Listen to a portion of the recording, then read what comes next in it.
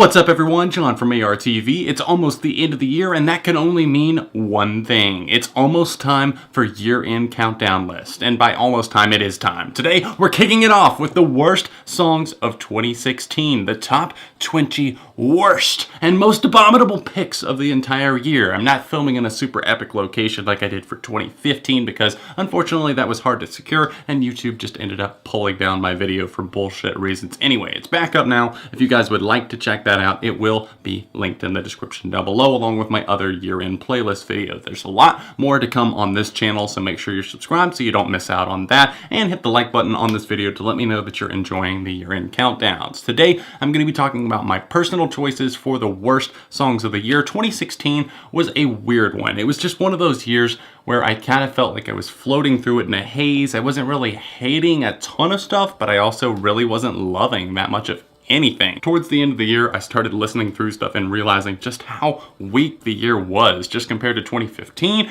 and some recent years as well. We're missing a lot of fun, we're missing a spirit about songs, and I don't know, there's just not a heart there much anymore. And a lot of weird styles are starting to dominate the charts. Not feeling too strongly about that. So before we get to the actual top 20, let's check out my dishonorable mentions. Peter Pan, that's what they call me. Promise that you'll never be lonely. Nothing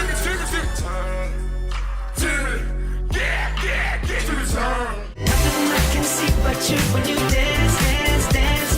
Blah, blah, blah. I be like, nah, ta-da, no, no, no. I didn't know that I was starving till I tasted you. It's my fault. Sound great, I got caught with a pistol. Sent me to Pantherville. 8th grade, started playing football. Then I was like, fuck the field. New titties for everybody, it's Christmas. I saw you standing in the rain. Baby, I got me, only friend I need. How come you don't strip no more?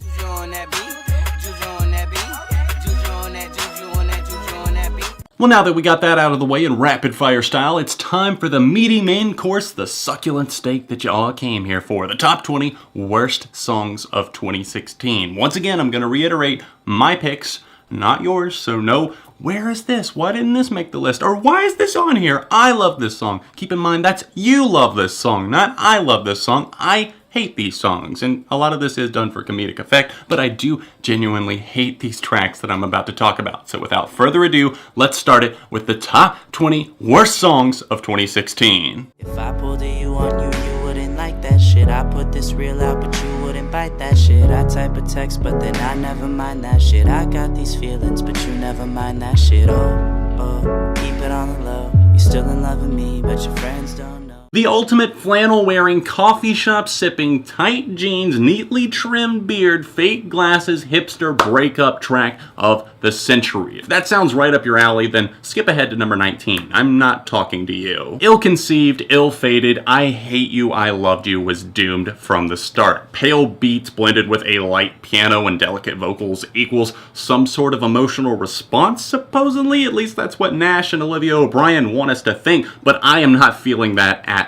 all. I cannot help but mimic O'Brien's vocals from the chorus in a mocking way every time I'm forced to hear this song. I hate you, I love you, I love that.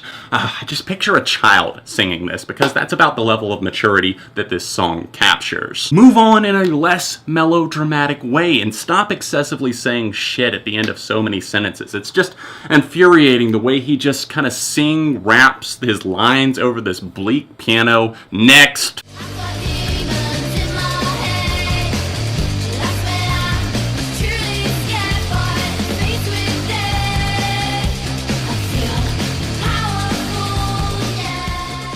The inclusion of this song is going to shock a ton of people, but good lord, what a letdown from one of my favorite new bands. It's on my list not because it's just the worst song ever, but because Wolf Alice are a truly talented band, and they phoned this the fuck in for a soundtrack paycheck. That's easily one of my biggest musical pet peeves right there. I'll talk more about that in probably an episode of 7 on Sunday on Beyond ARTV someday. I've already talked about some of my musical pet peeves, but this is a big one right here. The juxtaposition between verse and chorus is just so baffling here because I don't see how it could be considered as a good flow. Starting off slow and then shouting the chorus, layering the vocals on top of it? Don't be surprised when the result is nothing but a muddled mess.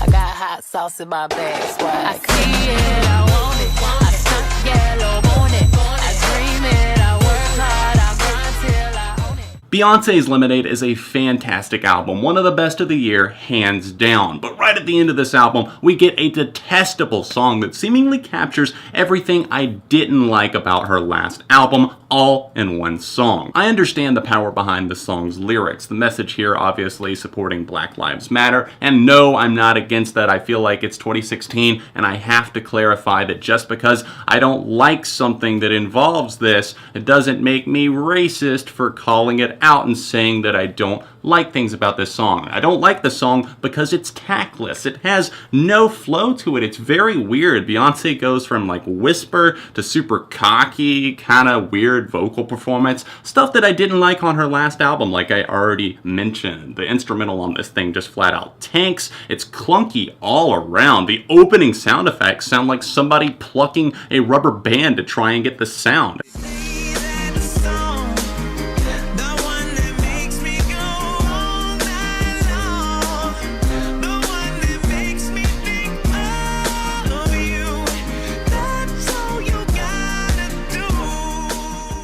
I've always thought that this band was a bit aggravating, but it's come to an all-time high of irritation in recent years as I still continue to hear their hits like the awkward Hey Soul Sister and Drops of Jupiter in Random Places. It seems as if the lead singer Pat Monahan has an obsession with taking these older sounding melodies. This time it's the 1938 classic Heart and Soul. We get a song about a guy that seems to be confused if he's actually at the bar with his girl or not, because first he sings "Play That Song That Makes Me Think of You," implying that she's not there and he's just thinking of her. But then right after that, he continuously hassles the DJ to play that song because his girl is there waiting to hear it, even going as far as seemingly bribing him, telling him to earn his pay. Wait a second, did Train just engage in payola? Somebody call the cops ASAP.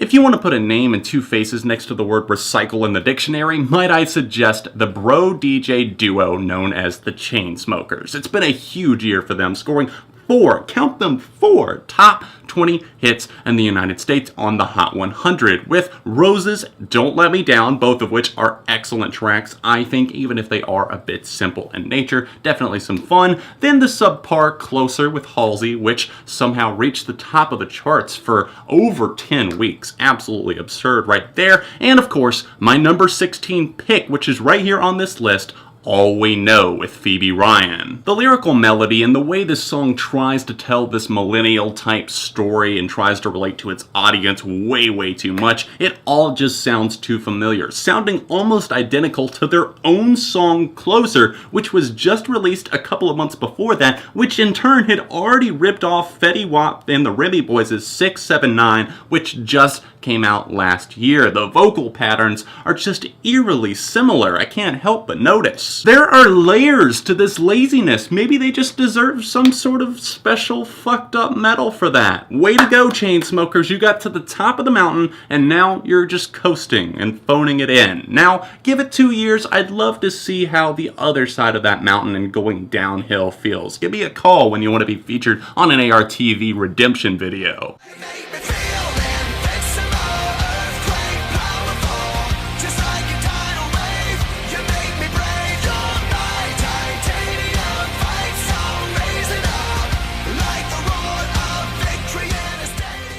Oh dear Lord, am I really talking about Skillet again? I mean, I barely made it out of the Unleashed album review alive, and now I'm suffering once again for year-end list purposes. I'm gonna keep it short and say this. It's 4 adults shouting and singing about feeling empowered because they're gonna fight off some non-existent army that's apparently oppressing them or something like that. I don't know. Maybe it's too much Mountain Dew, too much PlayStation. That'll do strange things to you. Maybe I'm just not in the right mindset for this. Yeah, this didn't help either. It's different for girls when their hearts get broke. They can't take it back together with a whiskey and coke. They don't take someone home and act like it's nothing. They can't just switch it on. Elle King steps further into country territory by slipping her standards, collaborating with country star Dierks Bentley on a song that's so ass backwards in terms of progress that it's hard to listen to. It feels like an old-timey grandpa just singing to his grandson on a rocking chair covered porch somewhere in the country. His grandson just turned 18, maybe he's asking for a little bit of girl advice, and then he comes in, well there sonny, you know, those girls are emotional little creatures and we're men, we're the tough ones out here. But them pesky females, you know, you gotta watch them. If you break up with them, you never know what they're gonna do. You see, us as men, we just throw on our favorite camo shirt, man. I tell you what, we just go on over to the bar, take a shot of whiskey, and it's all good. But them girls, you gotta watch them girls. They can't handle it like we can, you know. They might be on their period or something. I'm a cool girl, I'm a cool girl. Ice cold, I roll my eyes at you, boy. I'm a cool girl, I'm a cool girl. You know that feeling when you've got a friend that you're normally very happy for, you wish the best for them, but then they start making a few bad decisions and you kind of hope that they'll learn their lesson by failing on those decisions? Yeah, that's me and Tove Lo right there, man. I'm telling you. I loved her first album, Queen of the Clouds. Her debut was great. Most of the singles were pretty fantastic, but now she's back with this? Cool Girl tries to use sarcasm as a veil for being dull and dry, pretty much lifeless, but I'm not letting it slide. Monotone vocals, dime a dozen synth patterns. Did someone just tell her to write a song about downplaying the significance of a new relationship and lock her in a room for about 30 minutes while the producers hashed out a beat? Because that's sure what it sounds like. You're holy, holy, holy, holy. I'm high on loving you, high on loving you. You're holy, holy. Please stop trying to make weird things acronyms. Stop trying to make weird things acronym. I'm starting off yelling. You guys know this couldn't be good. Flo Rida was the biggest instigator of this in recent years, trying desperately to make GDFR the next YOLO, but to no avail. But now we've apparently dialed up the cheesiness to 11 to really sell it for Florida Georgia Line. The numbers all go to 11. Sincere and mature as these bro country stars might try and be on this one, I just cannot take this seriously. I mean, in the first act, you've got a supposed love song on your hands, really not ruffling any feathers, but then we get that. I'm high on loving you. Oh my god, can we stop with this phony bullshit, please? I cannot take any more of this. You are holy high on loving you? Ah, another relation to a drug. How many times are we gonna do this? Look over here. We got all the stars over here. Over here. Money don't mean nothing over here. Why you over here?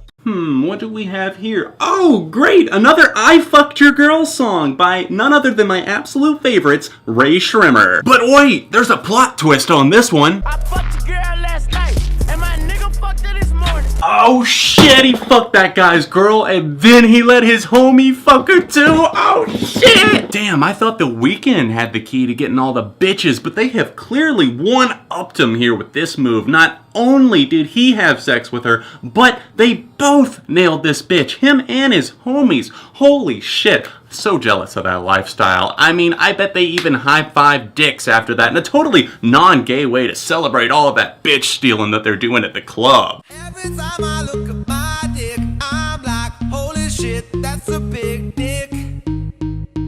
And every time I look at your dick, small dick. Well, that last joke sure segued me perfectly into this one. But since we talking about my dick, Then let's talk about 303's take on Genitalia. I look back at this crunk pop duo mostly in shame, mainly because I used to totally jam out to their album Want when I was in high school. Now, I just kind of hang my head as I see these 30-somethings singing about fake accents, using dick jokes that simply are not funny. I mean, they use that as the main course for their album. My Dick was the lead-off single from their last dying breath of an album, Night Sports. Seriously, Fueled by Ramen picked this up? I'm calling it right now. 303 are gonna go inactive for a while and then finally call it quits as they realize that no one cares about them anymore. Probably because no one really cared about them in the first place. you're my favorite song, my sing-along. You shine bright like lighters in the dark, and you're my clarity, the best part of me. You still make my crazy little heart go.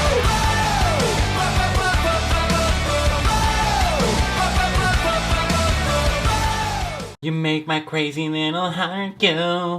Seriously, that's what you came up with? I don't even know what to say about this that I didn't say last year with I Don't Want to Go to Bed featuring Nelly. It's not cute, it's not entertaining, it's just sad to see them progressively making this type of music that's aimed at younger audiences as they themselves get older. It's kind of like the opposite of maturing, because that makes sense. Ba ba ba ba ba boom! You know, that actually kind of reminds me of the Arthur theme song. Da da da da da. Hey, it's a wonderful kind of day where you can learn to laugh and play and not listen to Simple Plan forever. We don't talk anymore.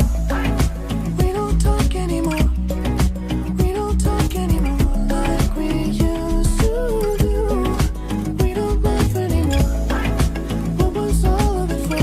Ooh, we don't talk anymore. Can we just go ahead and give out the worst breakup song of 2016 award? Where's Future with all those trophies that he was singing about last year? I know you guys were dying to know, and the tension was truly killing me inside, so without further ado, I'm proud to announce this cluttered, poorly sung, and written turd, We Don't Talk Anymore, as your winner. There's a reason you don't talk anymore. You broke up, but please, continue to whine more, just a little bit more over this overly dramatic acoustic guitar, and sing like that irritating, jealous pal that can't ever seem to get their life together and move on. That's what I like in my music. The annoying friend I never had. Thanks, Charlie Puth. Rufus boy, let me love boy, what you know. Rufus boy, let me love boy, what you know. Rufus boy, let me love boy, what you know. Rufus boy, let me love. Caught up in my tape. Caught up in my tape. Don't care what you said to me, I'ma bite your feelings out. Swear to God, I thought she was singing Caught Up in My Tea the first few times I caught this song in passing. I recently talked about this in a little bit of detail on the Talking the Charts podcast. Link for that in the description or at the end of the video. If you stick around to that, make sure you check it out. Really fun episode with those guys. It's just one of the most infuriating songs that I've heard in all of 2016. It doesn't make sense. I just don't understand how all of the mindless drones of the world consume all of this lethargic music that's just absolutely a flop in my mind, but apparently it's a hit to millions of others. The story of young Kiara on her debut single seems to be that of telling an ex that you don't care, which, Kiara, big tip here for you, that's the #1 sign that you do fucking care. Jesus Christ, the glitchy vocals over this drippy, overblown synth line is enough to drive a man insane. Pesky doesn't even begin to describe everything's presence on this track, because there's misfires from the vocals down to the production. Skip it, burn it, sail it off to sea. That's what I recommend, whatever it takes to get this melody away from me.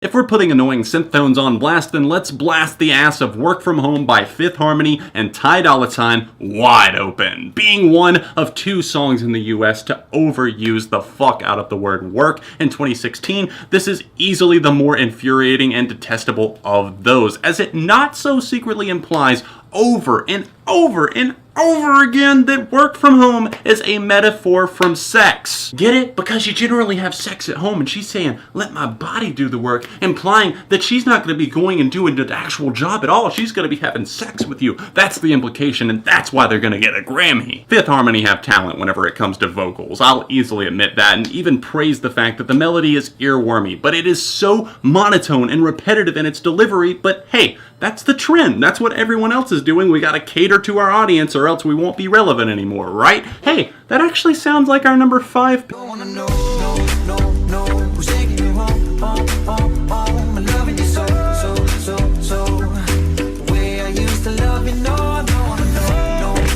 know, who's taking you home, and loving you so.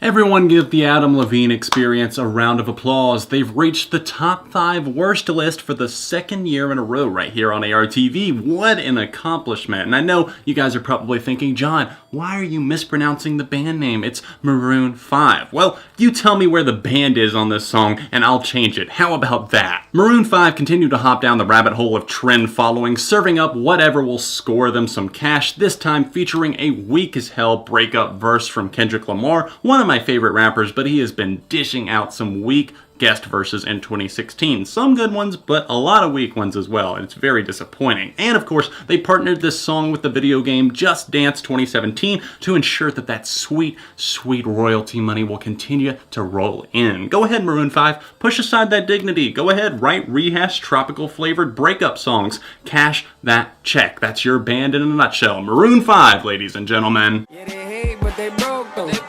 And when it's time to pop, they had no show. Yeah, I'm pretty, but I'm loco. The loud got me moving slow-mo. Hey, yo, Tweety, where the hoes, bro? Hey, yo, Keys, where the hoes, though? That other nigga, he a bozo.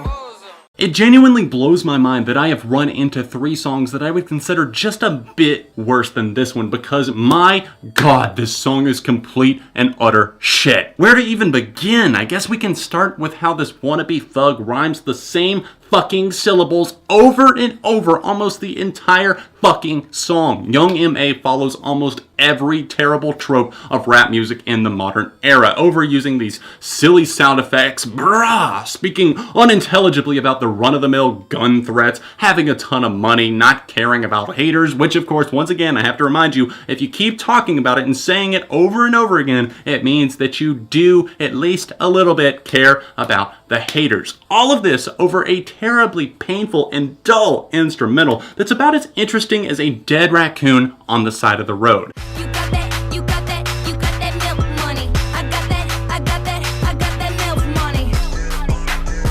I got that milk money. I got that milk money. Me and the girls up in the club, hating assholes, but I don't give a fuck. Running amok, owning the spot, buying the bar like I bought all these rocks. I recently saw a review of a pop song that said, well, repetition is key to scoring a hit song in 2016, so why not?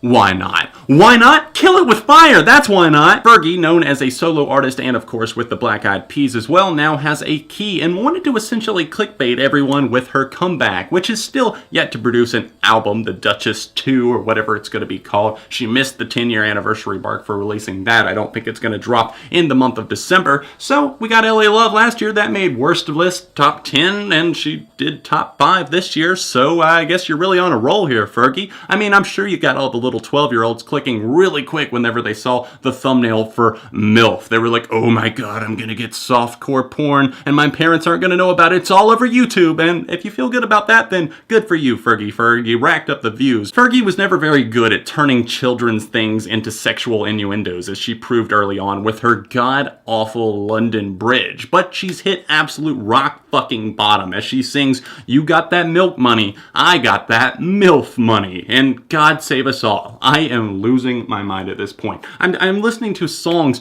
about somebody saying, you got that milk money, I got that MILF money. How are those? Jesus. Next.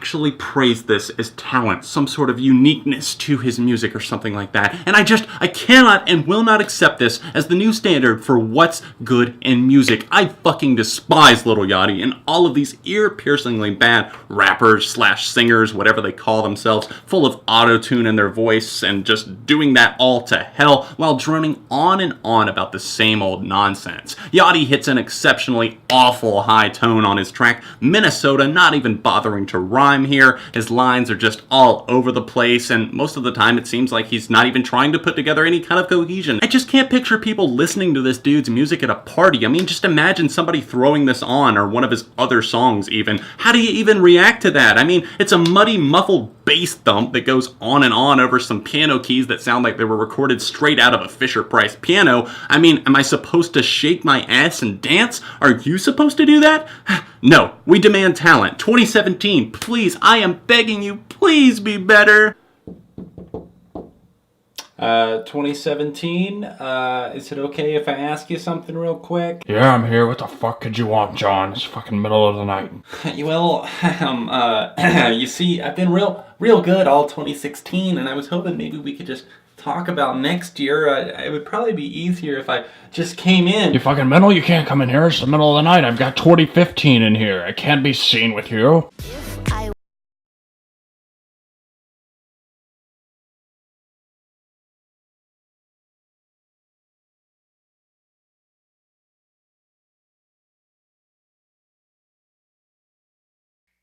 2017, I have just one more request. Can we please get a year off from Meghan Trainor, or will my sanity take a nosedive off of the Grand Canyon once again? Meghan Trainor. Meghan fucking Trainor. I hope you're watching, because you need to hear this more than any of my viewers do. You've managed to completely switch up your style from your little doo-wop and throwback thing you had going on to this new, more dance floor ready stuff, and it's pissing me off just as much, if not more at this point. I mean, let me tell you something. It was hard deciding between No or Me Too for this year-end worst list. And as I sat there listening through those songs for the last time, I really just came to the conclusion that I had to put Me Too because of the arrogance and self-absorption that I see in that song. It really just takes the cake for me here. I hated all about that bass because it seemingly shamed others while promoting itself as a song about positivity, and this one almost falls into similar territory. In fact, it pretty much sums up the narcissism of our current generation, as most of the focus is on ourselves and the image so much that we forget about others and we think that we're above the law or maybe even untouchable. Well, dear, I hope this knocks you down a peg, because no one's untouchable. No one is not subject to criticism, because that, of course, is my freedom of speech. And Meghan Trainor, I cannot stand your music. I know a ton of people that can't either, and you also ripped off a Britney Spears song for this one. Come on. It's just blatant at this point. I'm tired of the copying.